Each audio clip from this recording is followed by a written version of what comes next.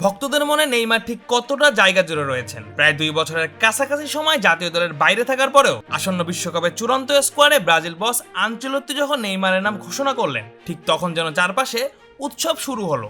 কিংবদন্তি থেকে সাধারণ মানুষ, এক নেইমারের কল্যাণে সবাই আনন্দে ভাসলেন। ঠিক এদেরই একজন 3 বছরের ছোট্ট শিশু বার্নার্ডো। এখনো দুনিয়াটাই ঠিকঠাকভাবে বুঝতে না পারায় শিশুও কিনা নেইমারের ফুটবল প্রেমে মজেছেন। ব্রাজিলের এই সুপারস্টার যেন বিশ্বকাপের চূড়ান্ত স্কোরে ডাক পান, সেজন্য স্রষ্টার নিকট প্রার্থনাও করেছেন তিনি। চোখে জলার কণ্ঠে প্রার্থনা। নেইমারের প্রতি নিখাত ভালোবাসা যেন নতুন করে মনে করিয়ে দেয় ফুটবল শুধু একটা খেলাই নয়, এটি মানুষের অনুভূতিরও আরেক নাম। আর শেষ পর্যন্ত বৃথা যায়নি আকুল প্রার্থনা। ব্রাজিল বস আনচেলত্তি বিশ্বকাপের চূড়ান্ত স্কোয়াড ঘোষণা করার সময় ঠিকই উচ্চারণ করেন নেইমারের নাম। আর নাম ঘোষণার সঙ্গে সঙ্গেই শুধু এই শিশুটি একাই নন, গোটা বিশ্বজুড়ে নেইমারের কোটি কোটি সমর্থক যেন স্বস্তির নিঃশ্বাস ফেলেছেন।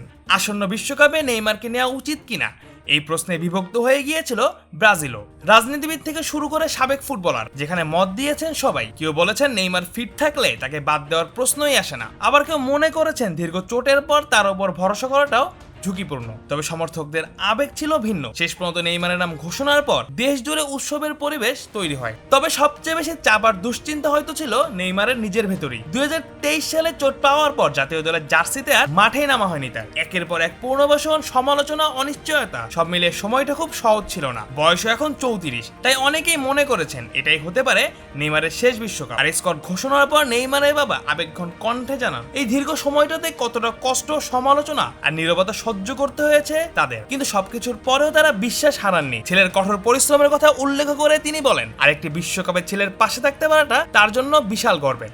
অন্যদিকে নেইমারকে দলে নেওয়ার ব্যাখ্যাও পরিষ্কারভাবে দিয়েছেন সেলেসাওদের কোচ কার্লো আনচেলত্তি। তার মতে শুধুমাত্র আবেগ নয়, দলের জন্য কার্যকর অবদান রাখার সামর্থ্য আছে বলেই নেইমারকে নেওয়া হয়েছে। তবে নেইমার কত মিনিট খেলবেন, শুরু থেকে মাঠে থাকবেন কিনা কিংবা পুরো ম্যাচ খেলবেন কিনা, এসব নির্ভর করবে তার ফিটনেস ও অনুশীলনের পারফরমেন্সের উপর।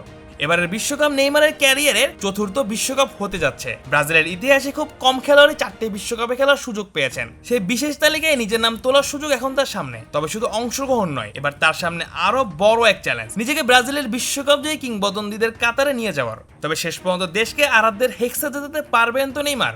এটাই যেন সবচেয়ে বড় প্রশ্ন। Mujahidul Islam Zahid, on field.